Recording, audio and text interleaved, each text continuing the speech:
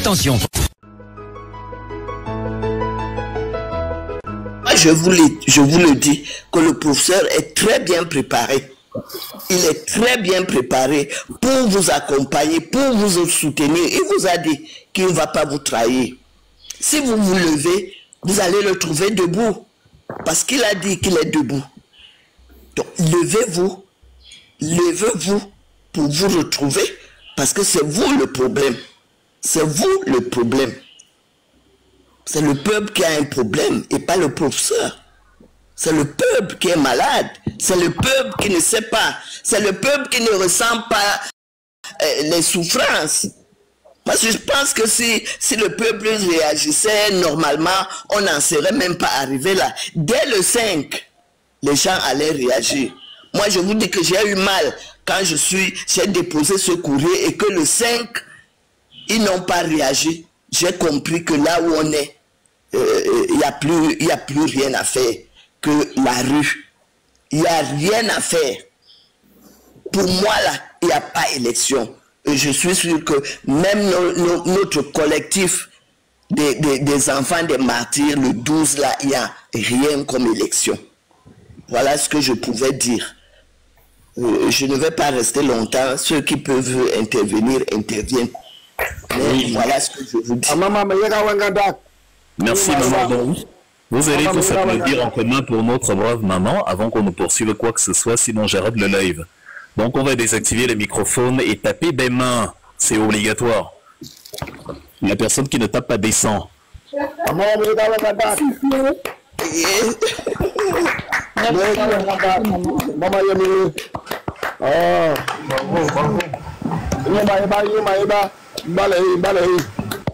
Bah là-bas, mieux de toi tu parles bassin. Écris je cours là, s'il te plaît. Je vais d'abord finir à témoigner mon admiration, mon respect pour notre maman. Vous portez un héritage dur. Les gens pensent que c'est quelque chose de facile, que c'est quelque chose avec laquelle on peut se vanter dans les rues en disant « Je suis la fille de Oumniobe ».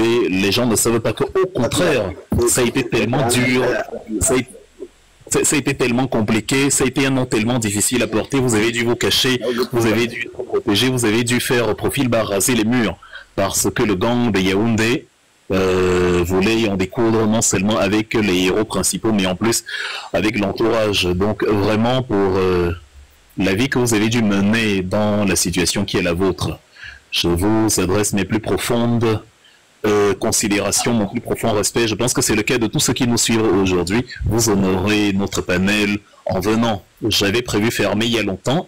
Finalement, je comprends pourquoi même les dieux de nos ancêtres ont empêché que je ferme le live. C'était pour que vous interveniez. C'est comme une bénédiction qui sonne en ce début de journée ensoleillée.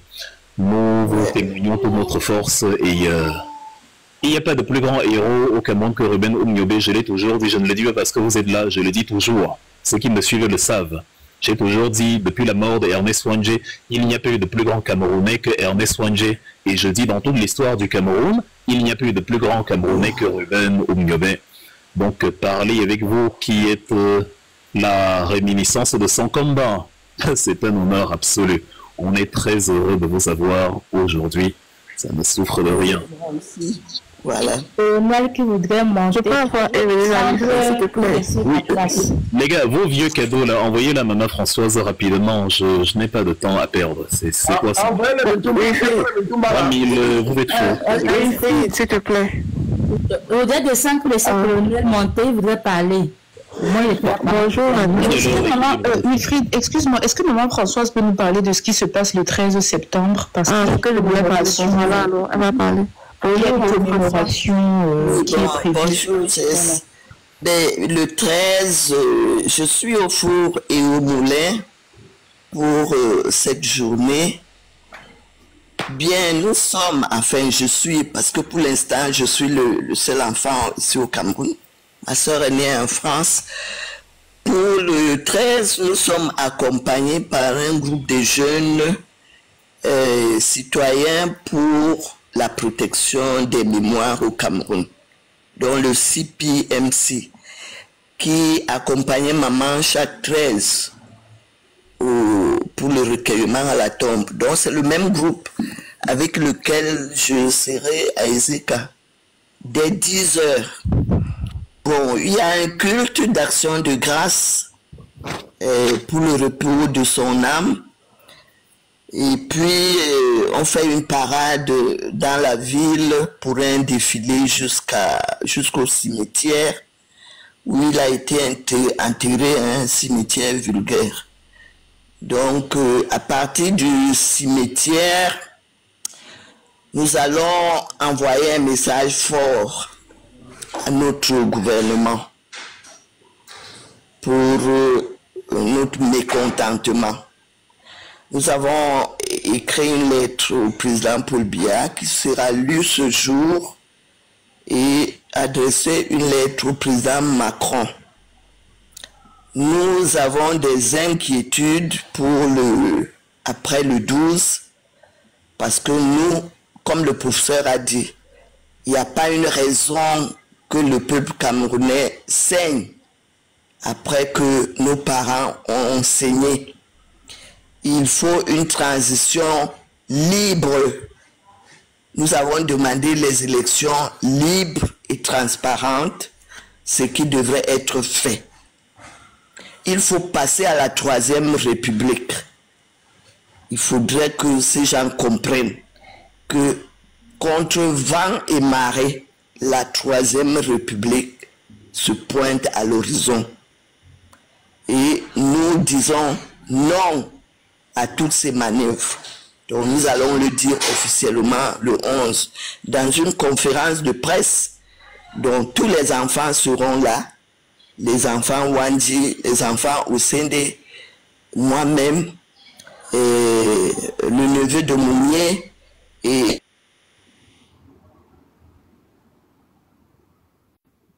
nous pensons que les esprits de nos ancêtres seront avec nous et que les choses se fassent comme ils ont prévu.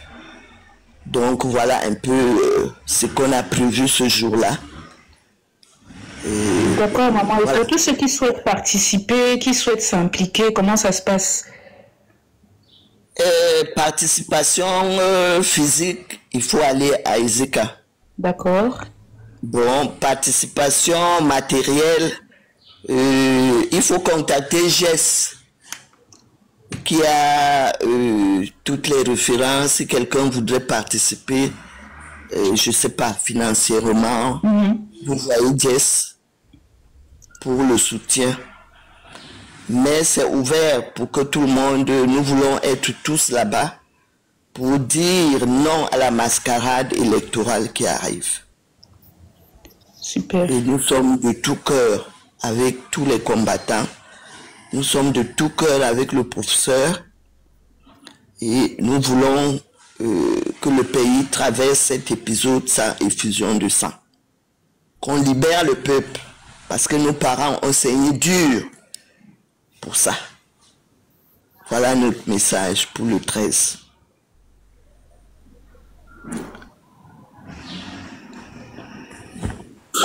Ok, merci encore une fois. C'est bien, vous avez fait un effort, on est à 6000 cas. Il faut que, c'est-à-dire, on a le rejeton de notre plus grand héros national au Cameroun. Et il faut qu'on vous explique que mesdames et mesdemoiselles et messieurs, envoyez une tonne de cadeaux pour maman Françoise. Et que le niveau de sorcellerie des Camerounais, c'est quand même quelque chose d'extraordinaire. Et je sais pas, on ne peut plus rien pour vous à ce niveau-ci. Merci maman. Merci aussi de leur rappeler que quand on dit la révolution populaire, justement, ça ne veut pas dire la guerre. C'est le régime de Biya qui est un régime de sauvage. La rue est la première expression de la démocratie. Le peuple a le droit de descendre dans la rue et de dire on veut renverser Atangna Clément, on veut renverser Yatanganji et Eric Essoussé, parce qu'ils n'ont pas dit le droit. Le peuple a le droit de dire ça, il a même l'obligation de dire ça, parce qu'un peuple ne peut pas valider la forfaiture et le non-droit. Vous savez que c'est un peuple inconscient qui transforme les choses anormales en choses normales. Donc, le fait que vous appuyez notre angle de vue ne fait que nous renforcer. On est pragmatique dedans. C'est-à-dire, les Camerounais ont leur destin entre les mains, c'est la force du nombre qui fait plier la chose. Merci aussi d'avoir répété que Ruben Omniobé a réussi son combat. On a eu quelques petits illuminés sur les plateformes TikTok et autres, des gens qui ne lisent pas l'histoire de leur pays, qui expliquait il y a quelques jours que Omniobé a échoué. C'est-à-dire, certains Camerounais n'ont même pas froid aux yeux de sortir certains mots de leur bouche. Il n'a pas échoué, hein? Il n'a pas échoué. Quand on échoue, on ne dit pas au revoir à sa famille. Il a dit au revoir à ma mère. Il lui a dit, j'ai fini mon travail et je pense que je peux me reposer, je peux partir. Donc, si quelqu'un échoue, il ne sort pas les mots comme ça. Il était fort. Quand on le torture ici à Yaoundé, il n'a pas cédé. S'il avait échoué, il aurait cédé, mais il n'a pas cédé. Il n'a pas cédé. J'espère que les adultes ont compris. Rassurez-vous, maman, on fait le travail, on s'occupe de ces gens-là ici. On leur enseigne l'histoire, c'est gratuit, on fait ça de bon cœur. On leur a tout expliqué. On leur a expliqué qu'un combat n'échoue pas avec la mort du héros. C'est la population qui doit continuer le combat qui a été commencé par le héros en question. On leur a pris l'exemple de la guerre du Vietnam que Ho Chi Minh a commencé et où il a proclamé la République du Nord-Vietnam en 1945. Il est mort en 1969, avant la fin de la guerre avec les Américains. Mais comme les Vietnamiennes ne se sont pas couchés sur le canapé en attendant les mots d'ordre et ont continué la révolution, le Vietnam s'est libéré 6 ans après la mort de Ho Chi Minh. Donc ce sont les Camerounais qui auraient dû continuer le combat de Omniobé jusqu'à aujourd'hui, plutôt que de dire Omniobé est mort et il a échoué. Donc c'est cette mentalité-là qu'on veut raser. Et c'est pour ça qu'on a encore aujourd'hui des Camerounais qui nous disent « Kamto doit donner le mot d'ordre », alors que le régime, après... Aucun mot d'ordre. Moi-même, je ne serais pas d'accord. J'ai déjà envoyé. Il n'y a aucun mot d'ordre à donner. Aucun. Aucun. Voilà. Donc, merci, maman. Je ne sais pas si vous vouliez encore dire quelque chose, sinon on va faire intervenir les autres. Vous qui avez des cadeaux là en stock, si vous ne les envoyez pas maman Françoise aujourd'hui, c'est que je ne sais pas à quoi vous servent les cadeaux sur TikTok. Vous allez les envoyer à qui exactement? Si une telle personnalité ne reçoit pas les cadeaux, enfin je ne sais pas, expliquez-moi ça en français que je comprenne un peu. On avait Françoise Ngaoum sur un plateau et on a gardé les cadeaux pour je ne sais quel, enfin je ne dis même pas la phrase, c'est bref. Colonel, vas-y, avant que les gens s'y m'énervent pour de bon. Ouais, vous allez pardonner mon émotion. Je suis descendu tout à l'heure parce que j'avais peur de mal répondre à ma soeur. Et dès que je vous ai vu monter, j'ai dit, je regrette d'être descendu. Et surtout quand vous avez fini d'intervenir. En réalité, maman Françoise, je ne suis pas militant. La seule fois où j'ai milité dans un parti, c'était pour les élections locales avant les années 2000. Il y avait, donc j'avais milité pour le SDF, juste pour ces élections-là. Et parce que je faisais trop, je bavardais trop au quartier, j'ai été nommé, je sais plus c'est nommé ou voté, chargé de la propagande de la cellule du SDF, et nous avons fait élire le maire des zones. Mais depuis que j'ai quitté le pays en 2002, je me suis plongé tellement dans l'histoire du Cameroun que je suis même plus qu'un UPCiste qui a une carte de membre. Franchement, je suis plus qu'un UPCiste qui a une carte de membre. Je vais jusqu'à acheter des livres à hauteur de $700 rien que pour lire les origines de l'UPC. Et tout à l'heure, quand vous avez intervenu, j'ai écrit un commentaire. Maintenant, j'aurai même plus de force qu'avant. Pourquoi? Parce que, je ne sais pas, c'est comme si vous avez enregistré mes directs et vous avez répété mot pour mot ce que j'ai l'habitude de dire. Et ça m'a mis dans un état, j'étais tellement fier de moi que je me suis dit, waouh, tu ne mènes pas un mauvais combat. C'est là que je comprends que je suis sur le bon chemin. Mais franchement, si je suis capable d'acheter un livre à $700 pour lire l'histoire de l'UPC, ce n'est pas participer financièrement pour ce qui va se passer le 13 ou le 11 qui va me dépasser. Ma contribution ne souffre de rien à ce niveau-là. Je vois Jess.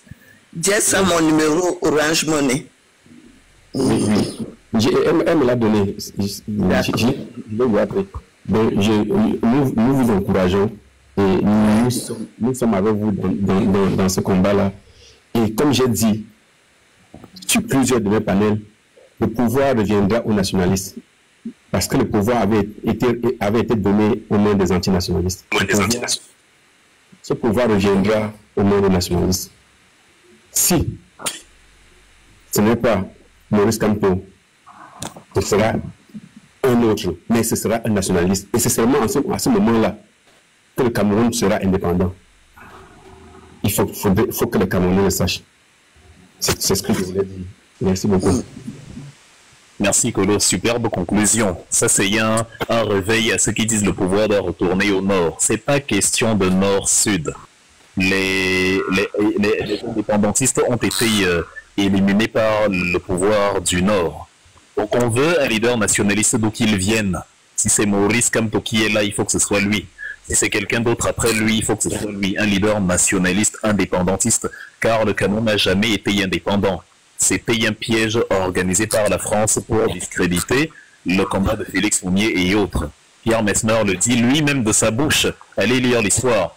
Et que le plan d'octroyer l'indépendance au Cameroun en 1960, c'était de montrer que, bon, ok, Oumniobé voulait l'indépendance, voilà l'indépendance qu'on a donnée. Qu'est-ce que Félix Foumier et les autres veulent encore? Pourquoi ils continuent la bataille? Oh, on est à l'indépendance. Ils essayent juste, c'est des bandits qui veulent déstabiliser le pays et blablabla, blablabla. Et on a donné comme ça l'indépendance à des gens qui n'ont jamais voulu l'indépendance. On a donné le pouvoir à au Paulin de Guy Georgie, un petit opérateur télégraphique que la France aimait beaucoup. Guy Georgie, il a pris sous son aile et il a fini par devenir président quand on a mis André-Marie Mbila de côté.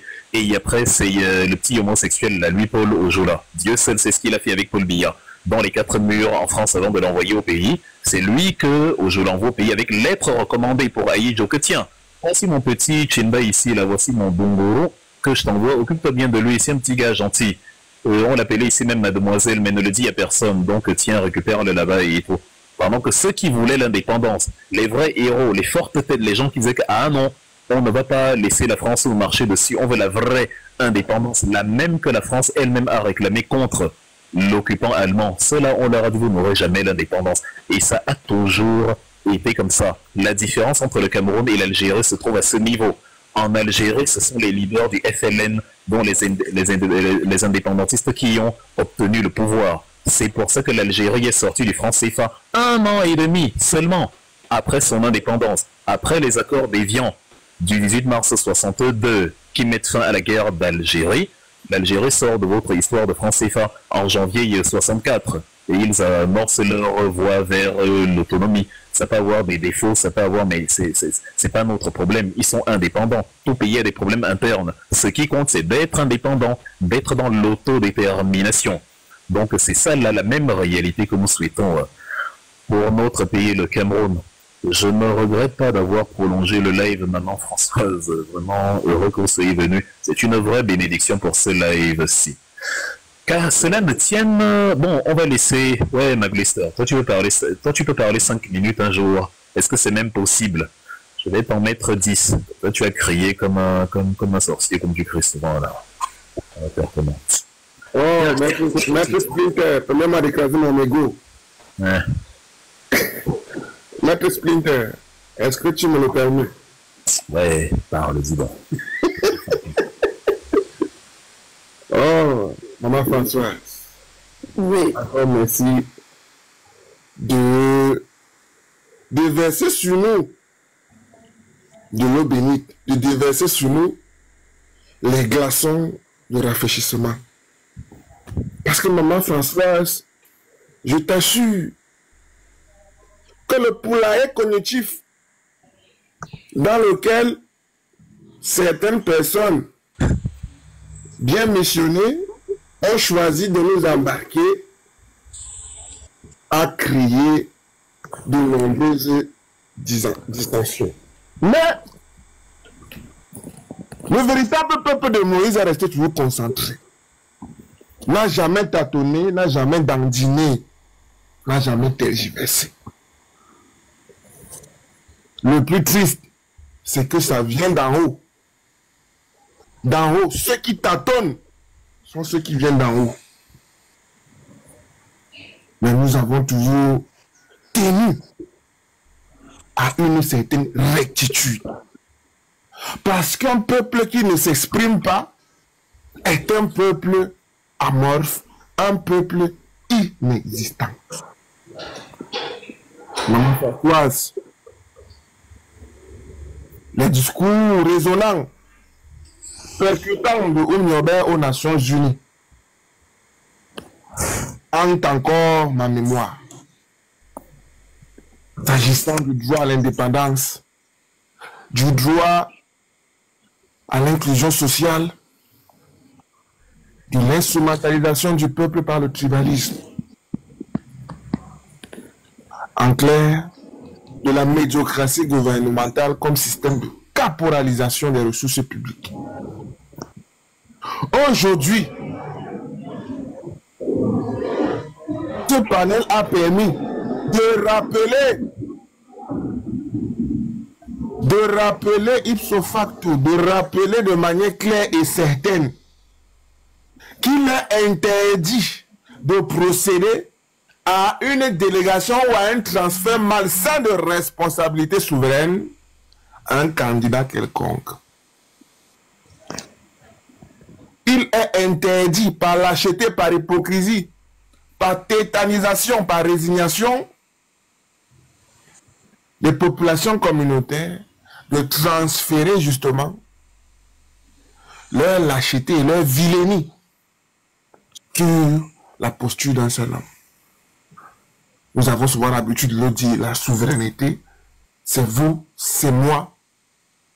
Mais c'est surtout une majorité simple qui finit par l'emporter pour une prise de décision collective. Et la majorité simple, jusqu'à cause du contraire, se trouve où? Elle se trouve au Cameroun. Elle se trouve au Cameroun. C'est pour ça qu'en réalité, il est super important. Et moi, je tape sur ce peuple. Et je taperai fortement sur eux le 26 septembre à Genève. Parce que si nous partons, contrairement à ce que certains disent, que nous partons à l'ONU pour faire quoi? Nous ne partons pas à l'ONU pour demander, pour mendier. Nous ne sommes pas des mendiants, comme dit Dr. K. Mais nous partons justement à l'ONU pour leur faire comprendre que le peuple est extrêmement lucide de son implication aussi bien en tant qu'acteur de la mascarade électorale, mais aussi complice visant à légitimer cette mascarade électorale dans une posture sournoise et complice. Et que le propos de Jeremiah Lawrence n'a pas vocation à nous émouvoir. De Volker Turk n'a pas vocation à nous émouvoir parce que vous ne nous apprenez rien sur notre pays. Par contre, nous en savons plus sur votre mascarade conventionnelle, votre financement farfelu, dans le but justement de préserver des intérêts hégémoniques. Nous vous adressons notre mémorandum parce que l'État du Cameroun est contributeur, aussi faible que puisse être,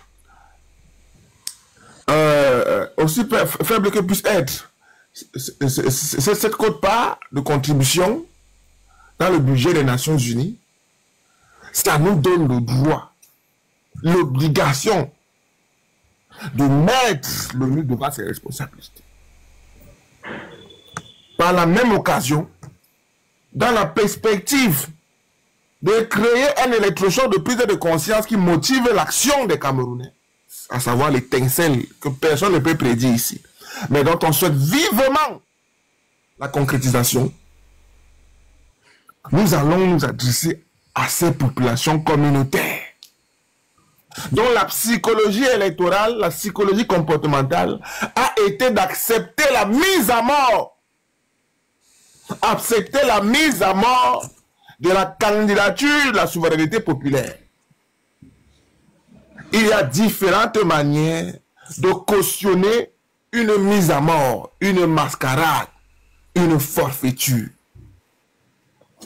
Ici, c'est le silence, c'est la bifurcation, c'est le déni de prise de responsabilité, l'hypocrisie visant à dire, quant au, ce n'est pas seulement par lui que ça doit passer. Il y a d'autres candidats. Le déni de prise de responsabilité, la tétanisation par la peur visant à orienter l'électorat du peuple du changement dans une voie piégée et minée. Donc, à un moment donné, les Camerounais doivent comprendre que Oumioba n'était pas un extraterrestre. Ernest Ouandje n'était pas un extraterrestre. Osene Afana n'était pas un extraterrestre. Ngosodjin n'était pas un extraterrestre. Il saignait. Les émeutes de manière plus rapprochée, de manière plus contemporaine de 2008 sur la fin, nous rappellent également que ce sont des populations communautaires, le Cameroun, des jeunes qui étaient dehors, des femmes et enfants qui étaient dehors, des pères et mères responsables de famille qui étaient dehors, pour défendre justement un retour à l'état de droit, l'avènement même de l'état de droit. Mais quand on est dans une mascarade bien ficelée, bien agencée selon les prescriptions du système néocolonial, aux ordres justement, avec justement les exécutants endocolons, élitistes communautaristes que nous connaissons, c'est ce système-là qu'on doit débouter, qu'on doit détruire. Et notre rôle premier à nous, c'est justement d'avoir ce rôle, cette mission de catalyseur de conscience, parce qu'on lutte à l'extérieur pour pouvoir dynamiser la lutte de l'intérieur. Il faut savoir qu'on n'aura pas 2 ou 3 événements comme ça. Après le 26, je ne sais pas pour vous, mais nous allons peut-être continuer nos communications sur les panels, mais je resterai surtout un observateur. Observateur, pourquoi? Parce qu'on a déjà fait tout ce que nous pouvions. Et nous continuerons à le faire. Parce que si le peuple camerounais n'entend pas, qu'il soit en société civile, qu'il soit en organisme syndical, en organisation syndicale, qu'il soit en corporation culturelle ou traditionnelle, toutes ces composantes-là structurent le peuple. Et ce peuple-là n'a donc aucun motif hypocrite d'abandon ou de peur. Parce que les mitraillettes, les uniformes militaires, les roquettes, les chars, les matraques, les rangers sont payés avec nos impôts. Les recrutements se font avec nos impôts. Tout corps de métier dans la fonction publique existe grâce à nos impôts. Alors qui écrase qui? Qui fait quoi au nom de qui? La communication de l'APC est très salutaire en ce sens.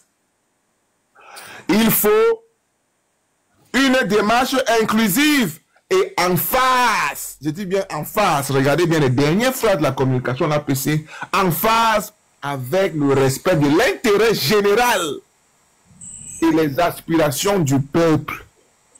Il faut que ce soit clair. Il faut que ce soit clair. Si M. Nietzsche nous a également dit, en amont, dans une communication précédente, qu'on doit aller retirer nos cartes d'électeurs, il sait ce qu'il fait. Et Jean-Michel Nietzsche, c'est justement l'allié par excellence des premières heures de Maurice Kamto. Je regrette aujourd'hui la démarche d'Anis Ekane. Je regrette aujourd'hui les petits méli-mélo sur le plan communicationnel au sein du MSC. Je regrette encore plus, je dis bien encore plus, l'atermoiement, et je chute par là, l'atermoiement, l'hypocrisie, le déni pathologique, maladif, de prise de responsabilité par les populations communautaires. qui justement, au lieu d'assumer les positions de principe, parce qu'on a des candidats qui n'ont pas la fibre patriotique. Mon frère l'a dit ici. Et c'est ça le véritable problème. Ne pas actionner la coalition du renoncement, c'est simplement faire preuve d'un sentiment non patriotique. Parce que le patriotisme, c'est la défense de l'intérêt national, la défense de la souveraineté électorale, la défense des positions de principe, de manière unanime et à l'unisson. Une fois que les gens font prévaloir des intérêts stratégiques antagonistes, individualistes ou nombrilistes, je suis désolé, on ne peut pas parler de positionnement patriotique. Un seul homme a été en mesure de le faire et de le démontrer de manière constante depuis au moins 10 ans. Raison pour laquelle c'est simple comme résultat. Le peuple qui a consenti à cette mascarade, on voit ce qu'il fait. Si il n'a pas le résultat escompté, et je doute d'ailleurs qu'il aura, nous le savons tous, une dictature n'organise pas une mascarade électorale pour la perdre. Wilfried, mon cher frère, je resterai chez moi, je verrai mon enfant grandir avec un bon verre de champagne. Chute en toute élégance, sans t'écraser, s'il te plaît. Oui. Voilà. C'est de ça qu'il s'agit. Je chute en toute élégance, sans m'écraser, avec un bon mintumba et un bon plat de coq salé, justement pour faire comprendre une chose.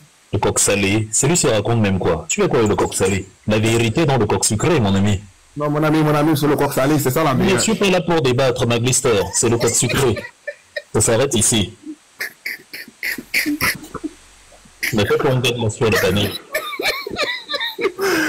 Juste pour vous dire, lorsque l'injustice sociale devient une loi, la révolution est une loi. La désobéissance civile s'impose. Lorsque la dictature est un fait, la révolution s'impose. Entendez par révolution un ensemble d'actions contestataires dans la rue qui visent justement à permettre au peuple de s'exprimer oralement, physiquement, afin de mettre un terme à l'injustice sociale qui prévaut. La réponse, c'est l'action. Et l'action est entre nos mains. C'est en réalité l'expression de nos capacités réelles et non d'un état de conditionnement. Parce que ce que le peuple camerounais nous montre ici, c'est son état de conditionnement dans la peur et la tétanisation, le déni de prise de responsabilité, et non ses capacités réelles. Pour sonder les capacités réelles, il faut convoquer l'histoire, et nous en sommes capables. Je vous remercie. Merci à toi, Maglister. Analyse à 100% géniale. Si on enlève la sorcellerie sur le coq salé ou je ne sais quoi là. Sinon, c'était parfait. Franchement, c'est... Bon, tu n'as pas fini en 10 minutes, hein, mais ça surprend qui? Heureusement que Emma t'a menacé, sinon tu continues encore pour 4h15. Donc voilà. Désolé, c'est qu'aujourd'hui je suis un peu pris par le temps. Le live n'était pas prévu. Ça fait que malheureusement... Et il s'est étiré. On a commencé hier, enfin ce matin vers 2h du matin parce que on a eu un petit souci là chez notre ami Laurent. Donc voilà, on va faire intervenir encore. Je suppose que Jess voulait juste rester surveillée. Elle a dit qu'elle ne se sent pas bien, donc elle ne parlera pas. Il nous reste donc Enzo. Si Enzo est là, Enzo Kueche, tu as 5 minutes. On va vraiment essayer d'y aller. Donc on va faire Enzo, DJ Katika, Roger, et peut-être Emma, si Emma veut encore dire quelque chose, ensuite Maman Françoise, et après on va clore la chose. Vraiment 5 minutes, Enzo. Oui, il n'y a pas de souci. Bonjour à toutes et à tous. Merci à Wilfried d'organiser ce live. Beaucoup de courage pour tout ce combat que tu fais depuis de longues années. Tout ce que j'avais à dire, c'est que pour lui, sur plusieurs points, le fait de demander à Maurice Kamto de donner un mot d'ordre, moi je trouve ça irresponsable et pas courageux, parce qu'en fait c'est un monsieur qui a tout donné pour le Cameroun depuis plusieurs années. Il a même fait la prison et voilà, le peuple ne l'a pas accompagné. Quand je ne l'a pas accompagné, c'est en masse, quoi. C'est-à-dire aujourd'hui le seul pouvoir appartient au peuple. C'est-à-dire, même si Maurice Kamto te donne un mot d'ordre, voter tel, si derrière le peuple n'est pas capable de défendre le mot d'ordre qu'aurait donné le professeur Maurice Kamto, c'est inutile en fait. Donc on arrête de demander des comptes à un monsieur qui a vraiment donné tout. Pourtant, voilà, c'est le Cameroun qui lui doit, il n'a rien. C'est le Cameroun qui a tout à l'offrir. Lui, il a tout donné, il a tout donné, bref. C'est ce que je voulais ajouter aujourd'hui. Et comme tu disais, Wilfried, c'est que tous les faits historiques sont là, dans le sens où tu prenais l'exemple sur le Sénégal, d'où le professeur Moscam qui aussi cet exemple-là. C'était pour dire que voilà, le peuple doit faire son travail. Pour moi, dès le départ, quand la candidature du professeur Maurice Kamto avait été rejetée par l'UQAM, le peuple devait déjà faire une action, pas dans la violence, mais déjà sortir pour contester et en masse, je précise bien en masse. On ne devait pas attendre le Conseil constitutionnel parce qu'on sait très bien que le Conseil constitutionnel est à la solde du pouvoir en place. Donc aujourd'hui, espérer aller aux élections avec une nouvelle du président quand on sait tous que Clément Atangana ne va jamais dire que c'est un autre opposant qui a gagné les élections contre Biya, c'est vraiment idiot. C'est tout ce que j'avais à dire.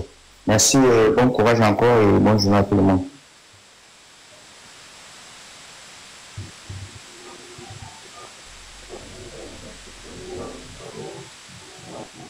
Bon, je pense que c'est Tachika, hein, et après Roger. Oui, c'est DJ que c'est. Oui, salut à tous. Je ne sais pas si je suis assez audible parce que j'ai fait une demande sans le temps pour le temps de travail. Actuellement, là, tu es au conseil.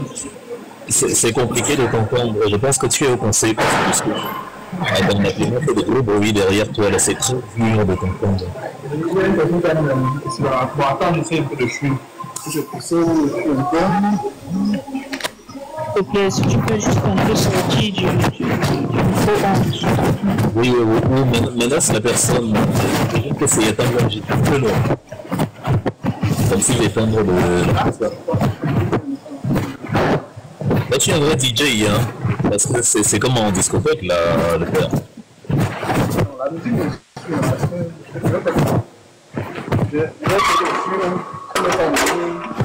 un musicien, ok, le temps que tu trouves un endroit calme, on va laisser la parole à Roger. Roger, si tu nous écoutes, pour gagner en temps. Donc, tu as tes 5 minutes. Ensuite, on reviendra sur le 10. Ok, d'accord. Bonjour à tout le monde. Salut. Moi, je suis au Cameroun. Salut, je salue le maman. Par rapport à l'affaire de Kamto et du peuple qui ne sortent pas dans la rue, c'est pas parce que c'est du bon. Le problème, c'est que ce n'est pas que le peuple ne veut pas descendre dans la rue. Le problème, c'est que bon, tout le monde veut descendre dans la rue, mais le même peuple s'échappe. C'était politique lorsque d'autres sortent, d'autres arrêtent les membres d'autres partis pour mettre en prison. D'autres tribus arrêtent d'autres tribus, d'autres disent qu'ils ne peuvent pas partir, et pourtant tout le monde souffre.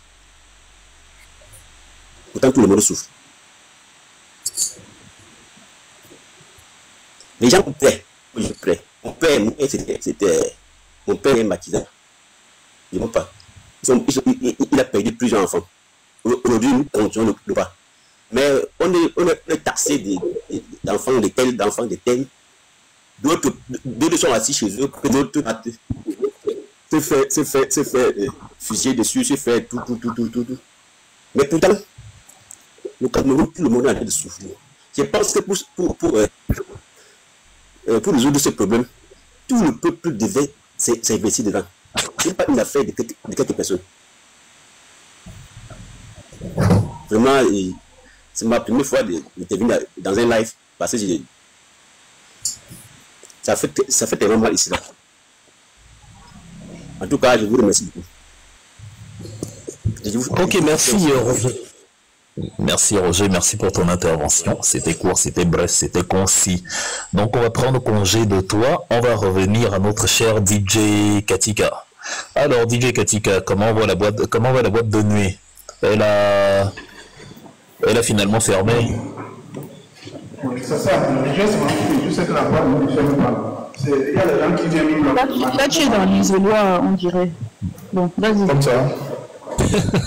C'est déjà mieux. C'est déjà mieux. En tout cas, merci beaucoup de vous donner la prise de parole. Je pense que beaucoup de gens ont dit même ce que je pensais déjà. Moi, je parle vraiment du professeur Moniscanto, car il n'a vraiment fait plus que ce qu'il devait nous faire. Et je ne sais pas tout ce que les gens attendent de lui. Après ce que j'ai vu le 5 août, ce que les médias ont pu nous montrer, bien qu'on a essayé de bloquer les médias, ce qu'on a pu voir, et le fait même qu'il y avait quelqu'un à l'intérieur du Conseil constitutionnel qui avait une arme à feu. Je ne sais pas si les gens se rappellent de cela. Quelqu'un au Conseil constitutionnel qui a une arme à feu. Et le professeur essaie même de parler de ça. Et on le bloque. Je ne sais pas si vous imaginez ça. Parce que ça m'a touché au fond de moi. Et quand j'ai encore vu le fait que, après que tout cela se passe, moi j'aurais imaginé qu'il y aurait une foule dehors. Donc j'étais vraiment étonné qu'il y ait une personne. C'est comme si les gens sont venus le 4 et le 5, ils ont disparu. Je n'ai rien compris en fait.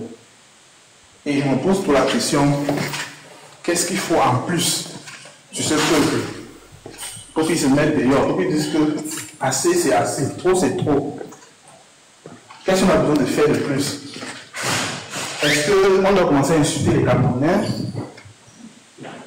Parce que peut-être quand on va parler au Djingi, ils ne comprennent pas le langage là. Parce qu'il y a des gens que quand tu les insultes, au moment là que ça les touche, ils commencent à se dire mais qu'est-ce qui se passe? Parce que j'ai l'impression que quand ils parlent dans les réseaux sociaux, je vois les Camerounais parler, ils disent qu'ils sont le continent et ils sont contents. Donc tu as l'impression qu'il n'y a pas de problème au Cameroun. Ou bien c'est leur façon à eux d'être dans le faux, leur façon à eux de refuser qu'il y a quelque chose de mal qui se passe dans leur pays. C'est l'impression que j'ai. C'est pour ça que parler bien au Camerounais, moi je suis plus dans les choses de parler bien. On en a trop parlé bien. C'était bon comme ça pour moi. Moi aussi, maintenant, sur la dénonciation,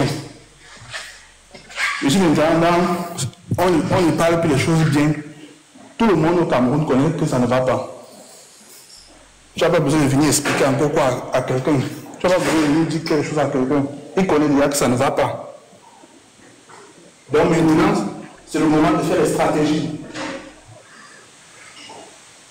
C'est le moment de faire les stratégies. Comment est-ce qu'on va planifier les choses? Comment est-ce que les choses vont se passer? Parce que maintenant, on a besoin du nombre.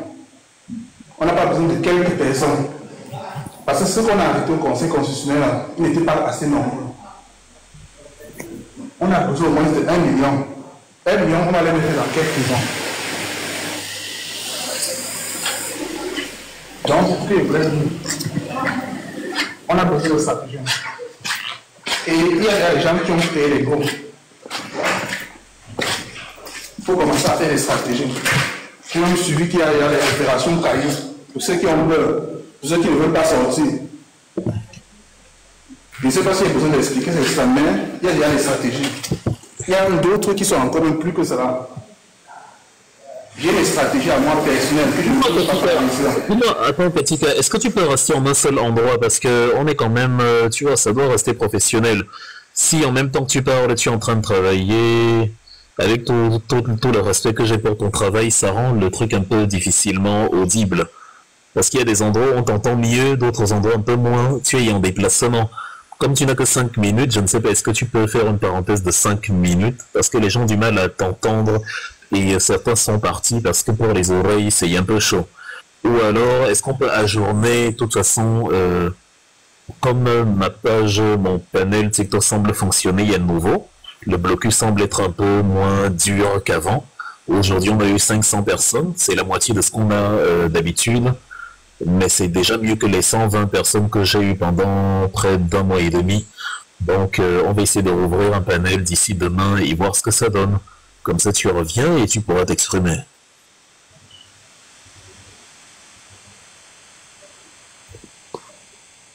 Ok, bon. Tu as entendu, cher Katicha? Oui, j'ai entendu. Merci beaucoup de nous donner la prise de parole. C'est que je suis au boulot, donc il y a des gens qui passent un peu à côté, à gauche, à droite. Donc il n'y a pas vraiment un endroit que je peux être isolé. Mais ça va. Si on peut parler une autre fois, il n'y a pas de problème. Merci beaucoup. Non. Ok, entendu. Alors, cher Emma, avec ta voix tranquillisante, dis-nous, tu as quelle menace à nous donner là avant de partir?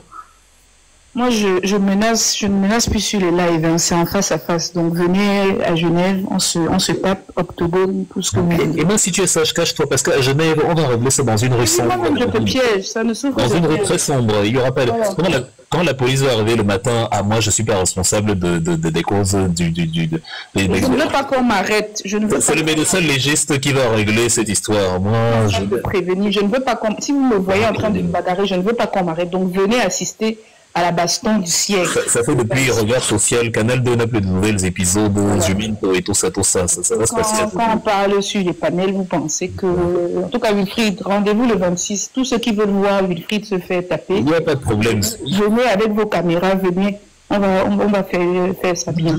Parce qu'il ne pas sur ma liste pour te protéger, c'est un faiblard. Je ne veux pas que tu m'arrêtes le jour là, parce que je ne serai pas en toute élégance. Vraiment. Il y a beaucoup de rues pas très éclairées. Il y a beaucoup de rues pas très éclairées à Genève.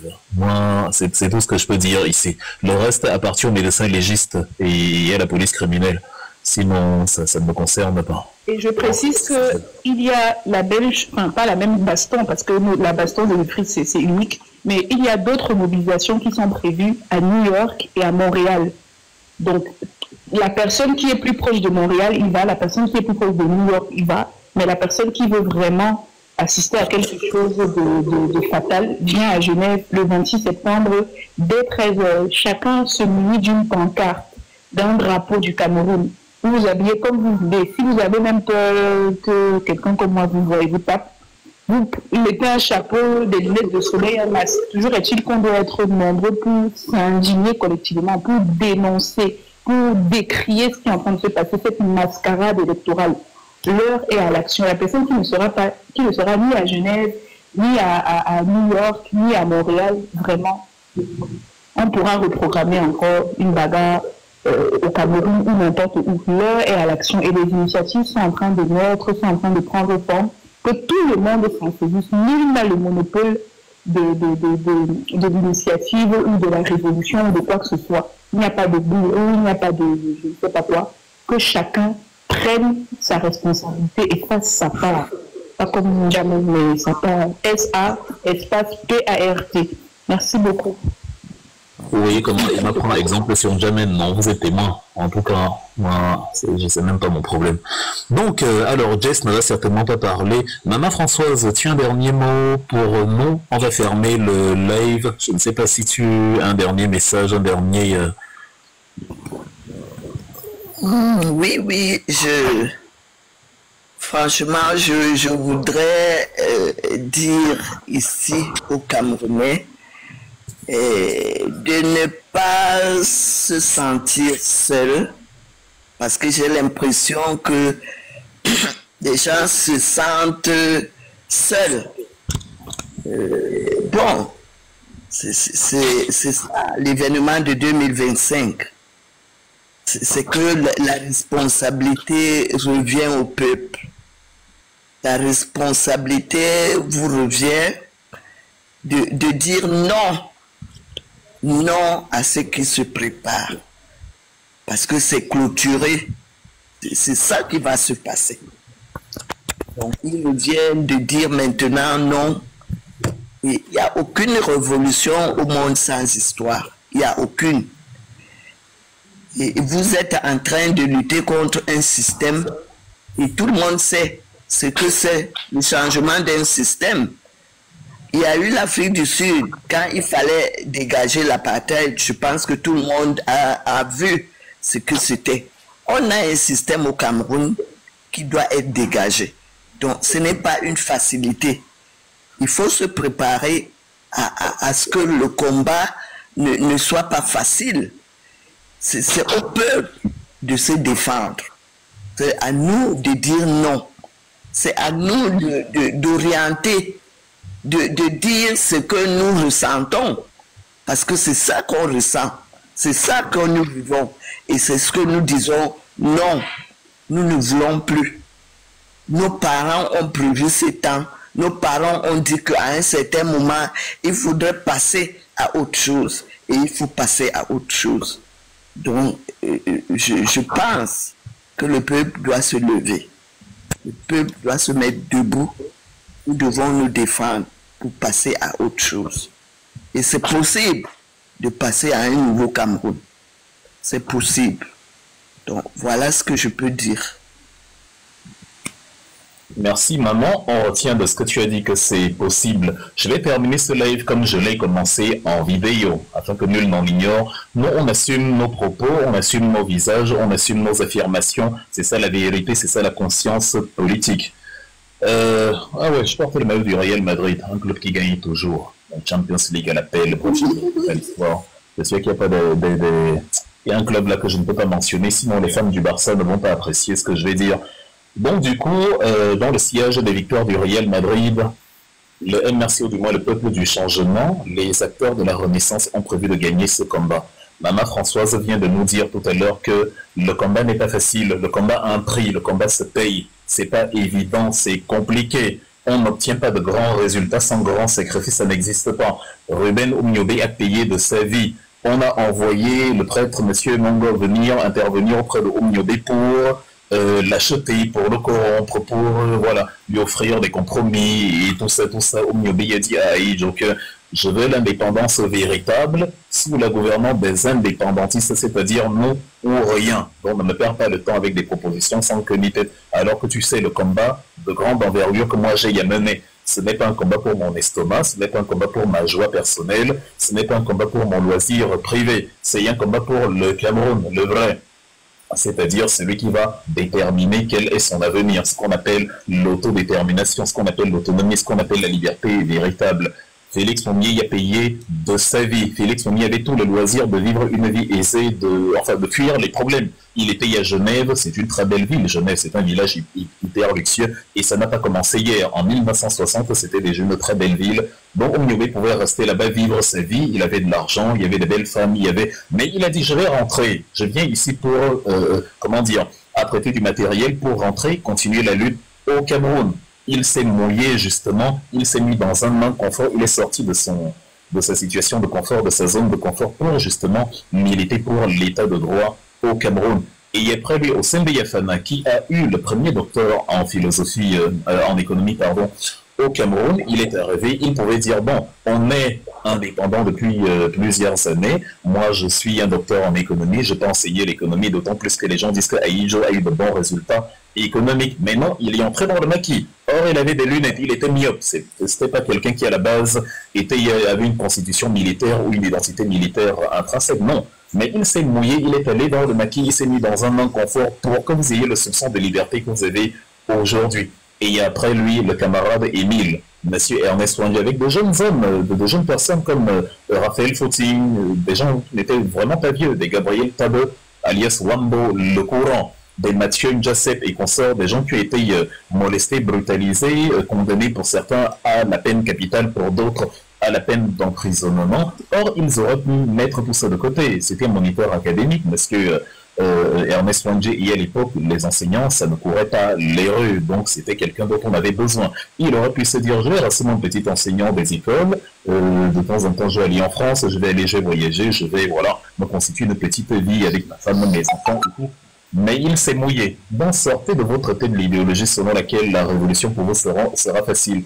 Chacun de nous a payé un prix. Monsieur Maurice Kamto a été à moult reprises assigné à résidence, à moult reprises empêché de de battre campagne, empêché de tenir des meetings. Il a été emprisonné pendant 9 mois. Il a même été empêché de faire ses besoins. Monsieur Bibo Misak est privé de liberté depuis plus de 5 ans. Il est en prison.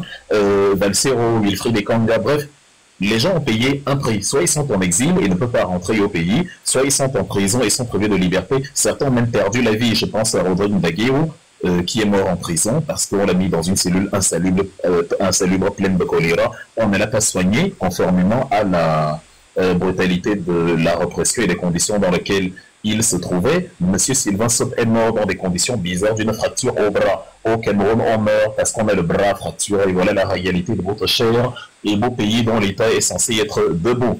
Donc tout le monde a payé quelque chose. Et comme tout le monde a payé quelque chose, nous, on ne peut pas se soustraire à cette notion de payer quelque chose. Donc de un, la révolution ne sera pas facile. Pas du tout. De deux, les héros nationaux que je viens de mentionner, ainsi que toutes les révolutions de l'histoire. Quand Maman Françoise dit il n'y a pas de révolution sans histoire, je vous l'ai dit tout à l'heure, elle n'était pas là, je ne savais même pas qu'elle allait venir, mais vous voyez qu'elle dit ce que je vous ai dit. Il n'y a pas de révolution sans histoire des révolutions. Tous ceux qui disent qu'ils vont mener une révolution, tous ceux qui se prennent pour des hommes de terrain qui vont descendre dans la rue, doivent connaître l'histoire des révolutions. Ce sont les paroles de Kwame Nkrumah qui dit que la théorie sans la pratique est vide, mais la pratique sans la théorie est aveugle. La révolution sans connaissance de l'histoire des révolutions, c'est une bagarre de rue. Il faut connaître la révolution, il faut savoir quel a été le parcours, quel a été le combat, quelles ont été les aspirations des révolutionnaires qui nous ont précédés. On va remarquer que tous étaient des lettrés. Et pas dans le sens de ils étaient les plus diplômés, non, mais ils étaient des lettrés d'une manière ou d'une autre, soit des autodidactes qui savaient très bien lire, soit des gens qui de toute façon étaient déjà présents dans le monde intellectuel. Tous, même ce que vous voyez en treillis militaire, même Che Guevara, même Fidel Castro, même Thomas Sankara, tous les révolutionnaires, Ahmed Ben Bella, Henri Boumediene, tous les révolutionnaires, les grands révolutionnaires qui ont fait tomber les dictatures, les Ho Chi Minh justement, les Deng Xiaoping, les Mao Tse-tung, ce sont des gens qui ont lu toute leur vie. Si quelqu'un vous dit que non, vos histoires de livres, là, ça ne m'intéresse au moins, la révolution, c'est sur le terrain, c'est un imbécile. Il va confondre la bagarre de rue avec la révolution. La révolution, ça se pense, ça s'intellectualise et ça permet de ne pas faire des erreurs. L'occasion pour moi donc de revenir en résumé sur les 3 principes mathématiques que je vous ai évoqués en entame de ce live. Je reviens dessus parce que comme on a des gens qui n'étaient pas là dans le live de la nuit, on va terminer par là avant que justement on ne se sépare. Le premier principe, c'est que le délire que vous croyez, soi-disant les gens du Nord, à partir du 12 vont se réveiller et que c'est à partir de là que la révolution va débuter. Non, l'histoire de votre pays, le Cameroun, vous enseigne que ça n'a jamais existé. Je vous ai fait toute l'historique depuis 1945 et les premières mobilisations après la Deuxième Guerre mondiale jusqu'en 2018, en passant par 1955 et les massacres de mai 55 et les manifestations de Oumniobé, Félix Fournier, bref, des leaders de l'UPC, en passant par les massacres du quartier Congo en 60, en passant par les massacres de Tambel en 66, en passant par les années de Brest dans les années 91. Tous ces événements n'ont pas été initiés par les Camerounais du Nord. Il y avait des Camerounais du Nord qui y participaient, ça c'est clair, mais les Camerounais du Nord n'ont jamais été les porte-flambeaux, les navires amiraux d'une révolution. Même quand Paul Biya a copieusement massacré les leaders du Nord Cameroun après le soi-disant coup d'État manqué du 6 avril 84, la révolution n'est pas partie de là pour chasser justement celui qui leur faisait subir ça. Au contraire, beaucoup d'entre ceux qui avaient subi la répression, des gens comme des Chiroma, des Bilo Mouba, ont finalement intégré le gouvernement pour nous expliquer que Paul Biya est le meilleur des dirigeants et tout.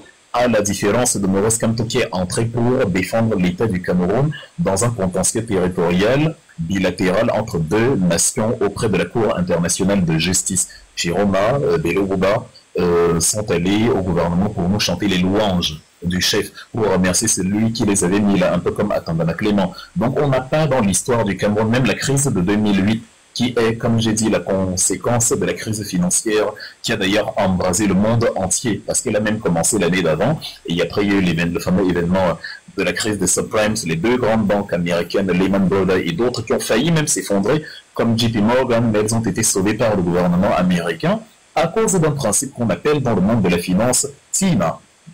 comment dire, pardon, too big to fail, c'est-à-dire trop grand pour s'effondrer. Et donc, ces mécanismes se sont métastasés sur le continent européen et ont eu des retombées évidemment sur l'Afrique, puisque l'Afrique dépend, le Cameroun en tout cas, énormément, et du continent européen et du continent asiatique, et bref, du reste du monde. Les révolutions ont été portées à partir de la partie méridionale du pays contre la vie chère et tout ce que vous savez. Elles n'étaient pas portées par les Camerounais du septentrion. En 2016, la crise anglophone de la contestation du non-respect des principes de la common law, héritée de la réunification du 1er octobre 61, cette révolution-là n'a pas été portée, cette révolte armée, ce qu'on appelle aujourd'hui les Ambazoniens, ça n'a pas été porté par les Camerounais du septentrion. La contestation politique par Maurice Kamto dans les années 2018 à nos jours n'est pas portée par les Camerounais du septentrion. Ce qui nous amène à vous poser la question, d'où est-ce que vous tirez la folie selon laquelle les gens du Nord vont entamer une révolution qui va être contaminée à l'échelle du pays? La révolution requiert une conscience nationale. Et donc je sors parce que le fils du terroir, celui qu'on devrait appeler le frère du village, s'est improvisé opposant. Il veut nous expliquer qu'il veut le pouvoir en 2 mois et demi. Les gens qui, quand c'était comme tout nous expliquer qu'eux, ils ne sont pas trop en politique, deviennent subitement très politiciens parce qu'il faut soutenir Chiroma et Bello Boba. C'est pas comme ça qu'on fait tomber une dictature de 43 ans. Il faut une conscience révolutionnaire. Il faut connaître l'adversaire qu'on a en face et il faut savoir que pour renverser ce type d'adversaire, je dois être capable de me mobiliser pour un mal qui arrive à quelqu'un loin, à l'autre bout du pays. Nous, on s'est mobilisé quand Djebaïro a été arrêté, on a continué à parler de son camp, on a continué à se plaindre et à demander où est-ce qu'il est, qu'est-ce que le régime a fait de lui, puisqu'il a mis à nu la mascarade électorale. C'est ça qu'on appelle la conscience nationale. On s'est même mobilisé pour Martinez Zogo, qui était un défenseur de Paul Biya et qui n'a jamais été un camtoïste. On s'est mobilisé pour lui. C'est ça la conscience nationale. Si tous les Camerounais faisaient comme ça, ce qui est arrivé à Maurice Kamto, Conseil constitutionnel le 5 août, aurait entraîné l'embrasement total du pays et la chute de M. Atamba Clément et autres. À l'instant même où je vous parle, les Français qui réclament la démission d'Emmanuel Macron sont en train d'assiéger toute la ville à Paris, en train de secouer les ministères et tout ça, parce qu'ils en ont marre. Il y a 2 jours, ils ont jeté à la poubelle le Premier ministre François Bayrou à travers la fameuse motion de confiance. Un peuple se libère. C'est une histoire de mot d'ordre ou de je ne sais quoi. Et donc, les 3 principes mathématiques que je voulais vous énoncer, j'espère que vous retenez dans le 1, l'illusion qui vous fait croire que le 12 octobre, le Nord va être le point de déclenchement de la révolution, c'est un rêve qui émane de ceux qui ne connaissent pas l'histoire de leur pays et qui s'inventent des réalités dans lesquelles ils croient en leurs propres mensonges. Ça, c'est d'un. J'ai appelé ça des axiomes mathématiques. Vous savez que ce qu'on appelle un axiome, c'est un principe qu'on ne peut pas contredire. J'ai évoqué l'exemple des 2 droites parallèles qui ne se touchent jamais. Bon, retenez le premier axiome. Le deuxième, c'est que les dictatures ne se... Comment dire dans l'histoire du Cameroun, les plus grandes révolutions, celles que j'ai citées, n'ont jamais eu pour point focal la contestation de la présidentielle. Ça, c'est encore un autre mensonge de ceux qui vous disent que le meilleur moment d'amener le peuple dans la rue, c'est dans le cadre de la contestation d'une victoire volée. L'histoire du Cameroun, depuis le père de Maman Françoise Omniobé, nous enseigne que toutes les grandes mobilisations du Cameroun ne concernaient pas du tout la revendication d'une victoire électorale. Pas du tout. En 1945, les Camerounais voulaient les mêmes conditions que ce que les Français leur avaient promis lorsqu'ils sont allés aider les Français, lorsqu'ils sont allés accompagner le général Philippe Leclerc de Haute-Club dans le secours universel après l'appel de Gaulle du 18 juin 1940 pour justement aider la France à se débarrasser d'Adolf Hitler et de l'occupant allemand. Donc quand on a aidé la France partout, je vous ai parlé de Bir Hakeim, où on a aidé la France à se débarrasser du général allemand Erwin Rommel. Je vous ai parlé de la bataille de Toulon, de la bataille de Marseille, le débarquement en Provence, comment les Africains ont permis à la France d'être un pays indépendant. Quand les Africains sont rentrés avec le mécanisme du blanchiment des troupes par le général de Gaulle qui voulait se débarrasser des petits nègres parce qu'il fallait pas que l'histoire retienne que les Noirs ont libéré la France. Donc, sachant que la France était en train de gagner la guerre et que l'Allemagne était en train de plier le genou, on a évacué tous les Noirs qui avaient aidé dans l'armée pour que l'armée redevienne blanche et pour qu'on dise que bon, c'est nous les Français qui avons aidé... qui avons, de manière plus ou moins autonome, avec l'aide des Américains, obtenu notre propre libération. Quand ils sont donc revenus, Ils ont réclamé aux Français les salaires, les récompenses qui leur avaient été promises. Elles n'ont pas été acceptées, ça a engendré des manifestations. On a vu les revendications de Tiaroy au Sénégal, le 1er décembre 1944, qui ont été réprimées dans le sang par le général Marcel Dagnan. On a vu les revendications au Cameroun à la même période qui ont été réprimées par les agents coloniaux. Et voilà, on a vu la même chose en Algérie avec les massacres de Sétif, qui ont d'ailleurs été l'un des éléments déclencheurs de la prise du maquis par des gens comme Krim Belkacem, des gens comme plus tard Ahmed Ben Bella et consorts, et par l'émergence du FLN qu'on va créer plus tard au Caire en Égypte en 1954 pour libérer l'Algérie, pour dire que ce n'étaient pas des manifestations qui avaient pour point central la revendication d'une victoire volée, c'était des revendications qui avaient pour point central la revendication de l'état de droit tout court. En 1955, quand l'UPC manifeste et qu'on finit par interdire le décret de Roland Pré du 13 juillet 1955 qui interdit l'UPC au Cameroun, c'est parce que l'UPC revendique non pas une victoire volée à la présidentielle, mais l'état de droit tout court. Quand Oumniodé poursuit son combat, quand Félix Mounier poursuit son combat, c'est parce qu'on arrive à l'indépendance.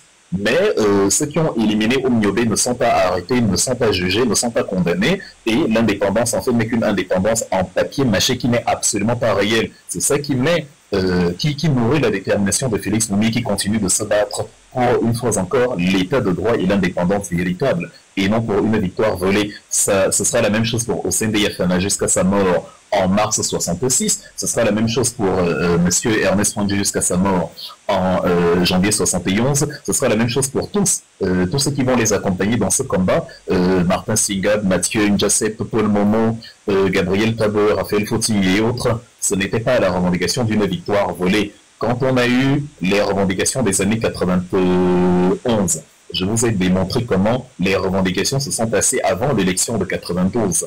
Les villes mortes, la réclamation de la conférence nationale souveraine, ce qui va déboucher sur les fessées nationales souveraines que vont subir des, comme il s'appelle, Charles Tchongan, Jean-Jacques Kinzi, Camille Boamassor, Samuel Ibois et autres, ça ne découle pas de la revendication d'une victoire volée, mais de la volonté d'implémenter un parti politique.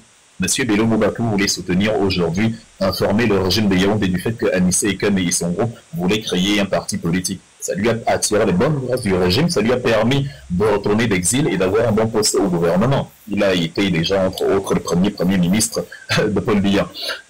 Donc, ce n'était pas la revendication d'une victoire volée. La victoire volée intervient en 92 au moment où Midjan Frondi est en fait au bout de son combat. Après la victoire volée, ce qu'il fait, c'est d'adresser une lettre à la communauté internationale qui ne viendra pas le soutenir parce que la France protège justement Paul Biya. Et ça, c'est confirmé par ceux-là même qui ont donné de l'argent à Paul Biya, l'ancien patron de Elf, Loïc Le Floch Préjean. Allez lire son histoire. Il est mort le 15 juillet de cette année. Bon, c'est pas quelqu'un qui a vécu il y a 1000 ans. Loïc Le Floch Préjean, ancien patron de Elf et ancien actionnaire dans les circuits et partout en Afrique, au Congo, bref, les amis, les parents de Sassou Nguesso, de Paul Biya, il y a des de tous les agents de la France-Afrique qu'on avait sur le continent. Donc, les revendications, même en 92, ont connu leur apogée avant les élections et non après la victoire volée à Midjan Frondi. Quand on arrive à 2008, les mêmes exemples que je prenais tout à l'heure, 2008, c'est la contestation de la vie chère, la contestation de la crise économique et la contestation de la volonté de Paul Biya de briguer un prochain mandat au mépris de la Constitution. Mais ce n'était pas la victoire volée. Quand on a eu la révolution des Ambazoniens, la révolte anglophone, la révolte armée, ils ne contestaient pas une victoire volée, ils contestaient le mépris du non-respect des textes de l'OHADA. Quand on a eu pour finir la contestation de Camto en 2018 et de tout le groupe MRC et sympathisants, c'était parce que, outre la victoire volée, on voulait la vérité sur l'audit des fonds de la CAN et on voulait la cessation de la crise anglophone, justement. Et vous allez vous rendre compte que le pic de la contestation est venu, non pas à cause de la victoire volée de Maurice Kamto, pas du tout, mais plutôt à cause du fait que les activistes de la diaspora avaient constaté qu'on avait tiré sur des gens qui manifestaient à main nue au Cameroun, Michel Ndoki, Célestin Jamen. Donc voilà la vérité mathématique numéro 2. Les contestations au Cameroun ont été nourries par la volonté de l'état de droit, à l'exemple de ce qui s'est passé au Conseil constitutionnel le 4 et 5 août. Les revendications se sont toujours déroulées les plus grandes en amont de la contestation et non en amont de l'élection et non en aval.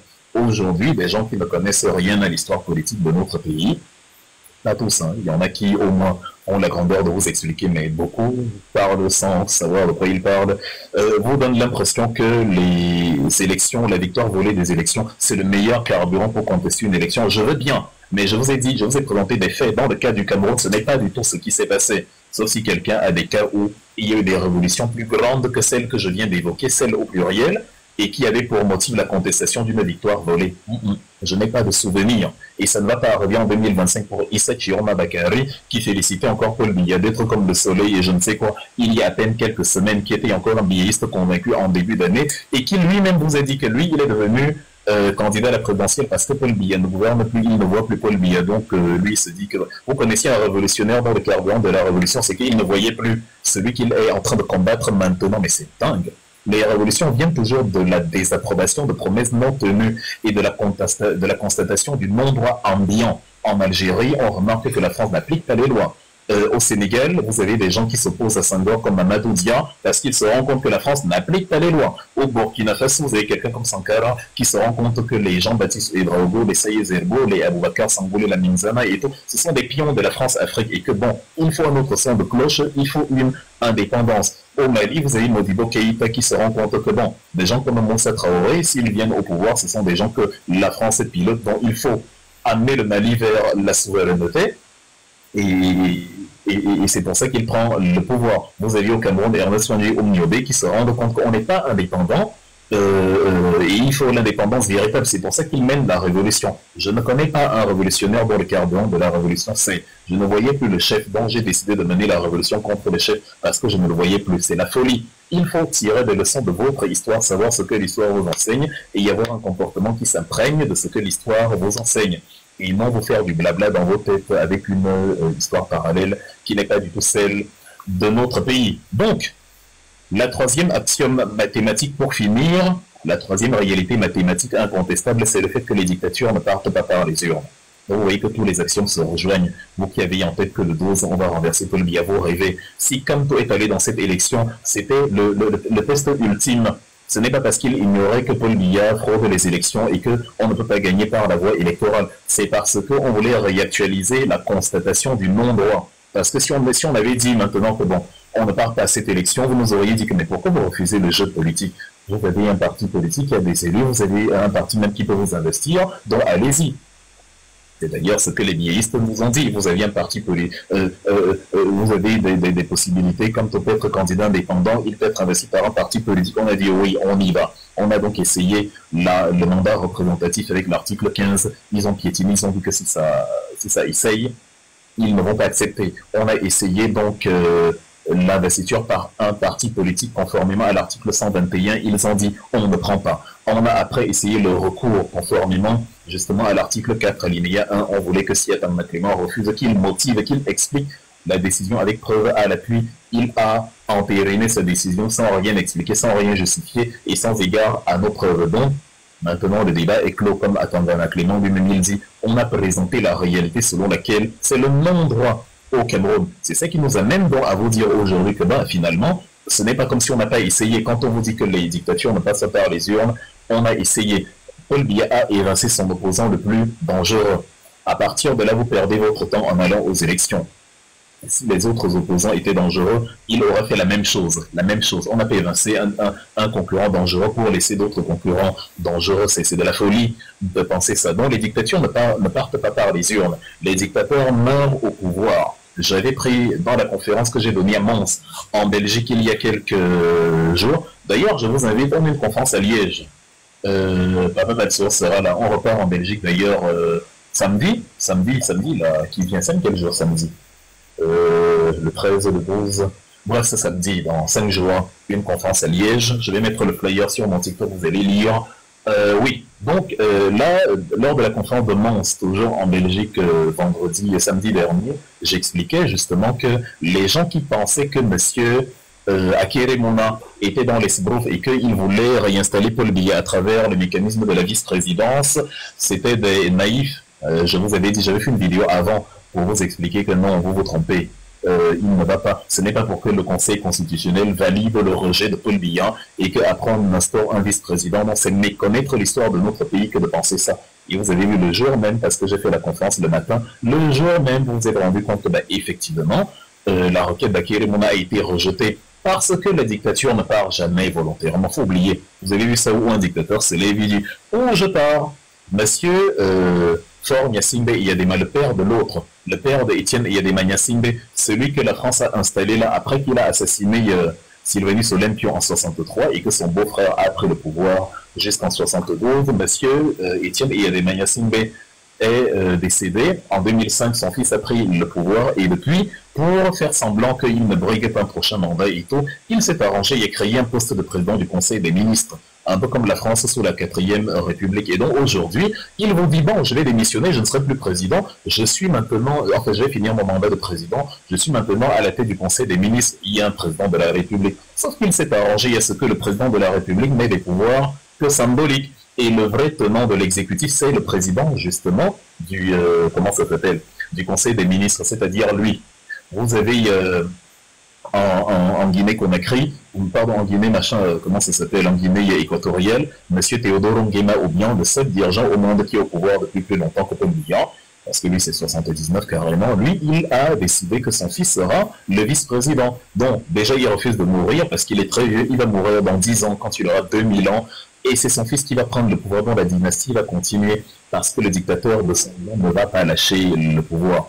Ça n'existe nulle part, un dictateur qui dit « je pars ». On a vu Abdelaziz Bouteflika en chaise roulante, on l'a vu dans une situation absolument ubuesque, ridicule, honteuse, mais il disait que Makatepila de Mouvni voyagerait, sauf que restait ici. Et il est resté là jusqu'à ce que la population a dû le pousser à la sortie. On a vu M. Robert Mugabe, qu'on a détesté, pas on l'aimait bien, mais vous avez vu qu'il ne voulait pas partir du pouvoir. D'ailleurs, il est mort quelque temps après le pouvoir, c'est-à-dire la vie hors du pouvoir, c'était compliqué.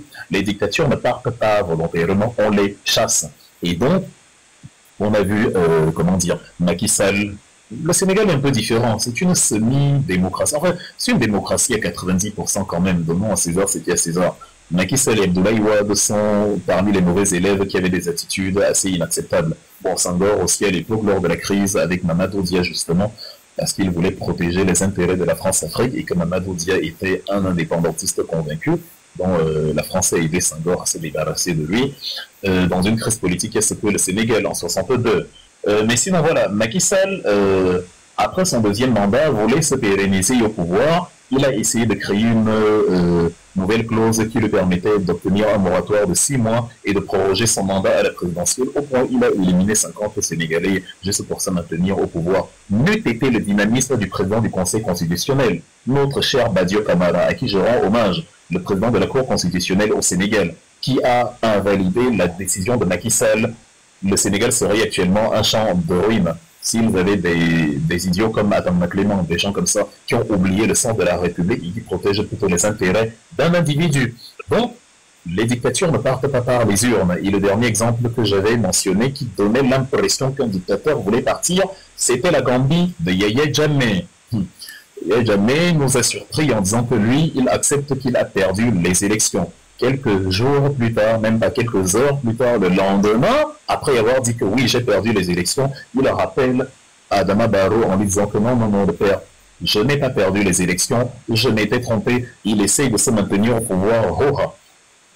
La crise a duré près de 3 mois. C'est en janvier, février de l'année suivante, 2018, que Yahya Jammeh accepte cette... Enfin, il accepte pas. L'armée du Sénégal, qui est quand même le grand frère d'à côté, intervient en Gambie et menace de lui faire la peau s'il continue de faire la TQT.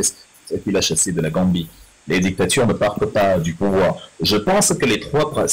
comment dire? C'est ça l'analyse politique de haut niveau. Les 3 principes mathématiques, les 3 axiomes que je viens de vous présenter ici sont incontestables. Je n'ai fait que dire l'histoire du pays, l'histoire de l'Afrique. Il peut y avoir une exception, mais elle confirme la règle. Ça n'a jamais été la règle d'une dictature qui part par les urnes. D'ailleurs, trouvez-moi laquelle est partie par les urnes où un dictateur a dit « Oh bon, ben volontiers, hein, moi je pars, j'ai perdu les élections, donc je m'en vais, ça n'existe pas. » Dans ce qui parle du 12 octobre, n'ont pas lu l'histoire de leur pays, l'histoire du continent africain, et ne comprennent pas les 3 axiomes mathématiques dont il est question ici. C'est ce que je voulais vous présenter aujourd'hui. Le live est de très grande qualité, en plus que nous avons maintenant François Ngoum avec nous. Malheureusement, le live n'ayant pas été prévu, je vais devoir vous quitter prendre congé de vous. Malheureusement, j'ai pas de chanson à côté pour vous dire adieu en bonne et due forme. Je vais peut-être essayer. Donc voilà, je vais vous remercier d'avoir été aussi nombreux. Je vais vous remercier d'avoir été là dans ce live. Je vais vous donner rendez-vous éventuellement demain, on va dire demain, et comme ça nous allons essayer de vérifier encore si cette page fonctionne à nouveau. Je suis muselé énormément, cette page a beaucoup souffert, donc j'ai pas fait de conférence ces derniers temps, et c'est pour ça qu'on s'était retrouvé sur plusieurs plateformes parallèles. Maintenant que ça semble un peu fonctionner, parce que j'ai certes pas eu mes 800 à 1000 personnes habituelles, mais là j'en ai eu à peu près, on a eu un pic de 540, ça n'était plus arrivé depuis longtemps. Donc on va réexaminer, on espère que dans les prochains jours, ça va encore se décompter, donc continuez de sécuriser comme vous l'avez fait aujourd'hui de fort belle manière. Je vous en suis reconnaissant, c'était agréable. Voilà, on va se séparer comme on a commencé avec l'hymne de la Renaissance et on se dit à tantôt. J'ai appris ça en Belgique l'autre jour, les Belges là sont vraiment bizarres, à tantôt. Donc l'hymne de la Renaissance et bye bye, on reviendra en détail sur ce que vous appelez la position de Maurice Kamto, les communiqués et tout ça, sur les pensées de Maurice Kamto et sur ce qu'il demande au peuple camerounais de faire et qui se heurte à la sourde oreille des Camerounais qui veulent qu'on leur explique en Yambas ce qu'on leur explique en français.